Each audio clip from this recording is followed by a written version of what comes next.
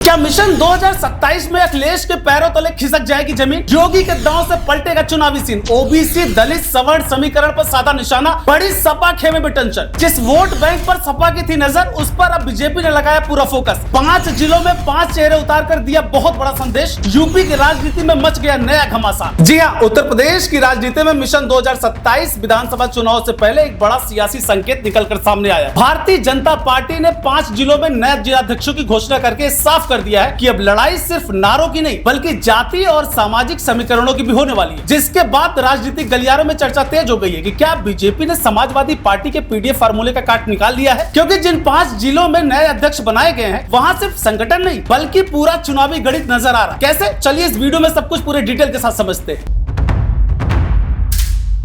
नमस्कार, मेरा नाम है संदीप ओझा और आप देख रहे हैं नव उत्तर प्रदेश। दरअसल यूपी की राजनीति में चुनाव अभी दूर है, लेकिन चालें अभी से चलनी शुरू हो चुकी है। सियासी शतरंज बिछ चुकी है, मोहरे भी मैदान में उतरने लगे हैं। पहली नजर में यह सिर्फ संगठनात्मक बदलाव दिखाई देता है, लेकिन जब इसके पीछे का गणित आप समझिएगा तो पूरी तस्वीर आपके समझ में आ जाएगी। बता दें, बीजेपी ने वाराणसी में राम सकल पटेल, अंबेडकर नगर में दिलीप देव पटेल, गोरखपुर में रमेश प्रसाद गुप्ता, देवरिया में काली प्रसाद, चंदौली में काशीनाथ सिंह को नई जिम्मेदारी सौंपी। पहली नजर में फौरी तौर पर जब आप इसको देखेंगे तो एक सामान्य बदलाव आपको दिखेगा, लेकिन इसकी राजनीतिक विश्लेषक इसके पीछे बहुत बड़ा सामाजिक संदेश देख रहे हैं। 5 जिलों में 2 ओबीसी चेहरे, एक दलित चेहरा, एक वैश्य चेहरा और एक क्षत्रिय चेहरा सामने लाया गया है। यही वजह है कि अब चर्चा सिर्फ जिलाध्यक्षों की नहीं बल्कि जाति समीकरणों की हो रही है, और यही से 2027 का असली गणित शुरू होता है, क्योंकि उत्तर प्रदेश में चुनाव सिर्फ मुद्दों से नहीं बल्कि सामाजिक समीकरणों से भी तय होते रहे। अगर प्रदेश के वोट बैंक को देखें तो ओबीसी वर्ग की जो हिस्सेदारी है वो सबसे अहम मानी जाती है। अनुमानित तौर पर ये जो संख्या है ओबीसी की बात कर रहा हूँ, वो 42 से 45% के बीच माना जाता है। इनमें कुर्मी है, पटेल है, निषाद है, मौर्य है, शाक्य है, राजभर है, लोध है, ऐसी कई जातियां इसमें शामिल है। वहीं दलित वोट बैंक जो है वो करीब 21% के बीच माना जाता है। सवर्ण वर्ग की भी अच्छी खासी हिस्सेदारी है, 18 से 20% जो है वो सवर्ण वर्ग है, और मुस्लिम आबादी भी करीब 19% के आसपास ही आंकी जाती है। यही कारण है कि हर राजनीतिक दल इन वर्गों के बीच अपना प्रभाव बढ़ाने की कोशिश करता है। समाजवादी पार्टी लंबे समय से पीडीए यानी कि पिछड़ा दलित और अल्पसंख्यक समीकरण पर काम करती रही है, लेकिन अब बीजेपी का संदेश बिल्कुल साफ दिखाई दे रहा है कि वो भी पिछड़े और दलित समाज के बीच अपनी पकड़ को और मजबूत करना चाहती है। सबसे ज्यादा चर्चा वाराणसी और अंबेडकर नगर की नियुक्तियों को लेकर हो रहा है। क्यों हो रही है यहाँ पर? क्योंकि यहाँ पर जो जाति समीकरण है उसको लेकर बात हो रही है। दोनों जिलों में ओबीसी जो राजनीति का प्रभाव है बेहद महत्वपूर्ण माना जाता है। वाराणसी में प्रधानमंत्री नरेंद्र मोदी का ये संसदीय क्षेत्र भी है। यहाँ पर राम सकल पटेल जिनको जिलाध्यक्ष बनाया है, और इनको जिलाध्यक्ष बनाकर बिल्कुल साफ संकेत भी दे दिया गया है कि पार्टी जो है वो ओबीसी समाज के बीच अपनी पैठ और मजबूत करना चाहती है। इसी तरह अंबेडकर नगर में दिलीप देव पटेल की नियुक्ति भी काफी अहम मानी जा रही है। अंबेडकर नगर में पिछड़ा वर्ग भी जो उनकी जो संख्या है वो बहुत अच्छी खासी है, और यहाँ राजनीतिक रूप से भी इनका जो प्रभाव है वो बेहद मजबूत माना जाता है। ऐसे में पटेल समाज के चेहरे को आगे लाना ये सिर्फ संगठनात्मक निर्णय नहीं दिखता है बल्कि चुनावी रणनीति का हिस्सा है भाई, क्योंकि राजनीतिक जानकारों का कहना है कि बीजेपी उन वर्गों तक और गहराई से पहुंचना चाहती है जिन्हें विपक्ष लंबे समय से अपना पारंपरिक वोट बैंक मानता रहा है। उधर गोरखपुर, देवरिया और चंदौली की नियुक्तियां भी अपने आप में एक बड़ा संदेश दे रही, क्योंकि यहाँ पार्टी ने अलग अलग सामाजिक वर्गों को प्रतिनिधित्व देकर संतुलन साधने की कोशिश की है।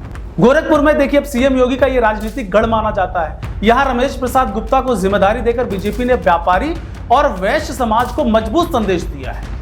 वहीं देवरिया में जो दलित समाज से आने वाले काली प्रसाद को जिलाध्यक्ष बनाकर पार्टी ने अनुसूचित जाति वोट बैंक को और स्पष्ट संकेत दे दिया है कि दलित के बीच में भी उनकी पकड़ अच्छी खासी बन रही है। दलित वोट बैंक वो उत्तर प्रदेश की राजनीति में निर्णायक भूमिका निभाता रहा है, और बीजेपी पिछले कई वर्षों से इस वर्ग में अपनी स्वीकार्यता बढ़ाने का प्रयास कर रही है, क्योंकि पहले इसमें मायावती और फिर दूसरी पार्टियों की हिस्सेदारी ज्यादा थी। दूसरी तरफ चंदौली में काशीनाथ सिंह को दोबारा जिम्मेदारी देकर क्षत्रिय समाज के बीच भी अपना संतुलन बनाए रखने की कोशिश की गई। यही वजह है कि इन 5 नियुक्तियों को राजनीतिक गलियारों में 5 बड़े चुनावी मोहरे कहा जा रहा है। क्यों कहा जा रहा है ये भी समझिएगा। राजनीतिक विश्लेषकों का मानना है कि बीजेपी 2027 की लड़ाई को बूथ स्तर पर मजबूत सामाजिक समीकरणों के साथ लड़ना चाहिए। पार्टी का प्रयास साफ दिखाई देता है कि ओबीसी, दलित और वैश्य और क्षत्रिय समाज के बीच संतुलन बनाकर व्यापक समर्थन तैयार किया जाए।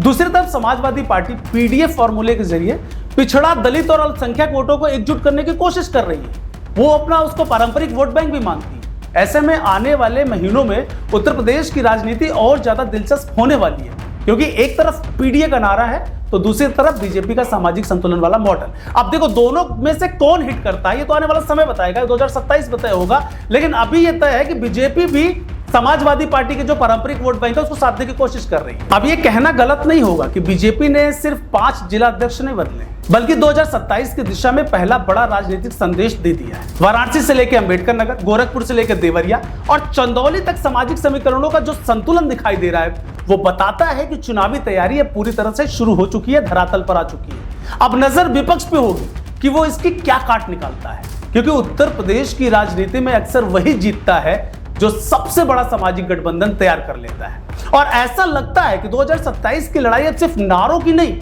बल्कि जाति गणित और बूथ स्तर की रणनीति की लड़ाई बनने जा रही है। देश दुनिया की हर बड़ी सटीक और भरोसेमंद खबर देखने के लिए अभी विजिट करें हमारे वेबसाइट nowuttarpradesh.com और nownoida.com पर, क्योंकि यहाँ आपको सिर्फ सुर्खियां नहीं बल्कि पूरी जानकारी मिलेगी।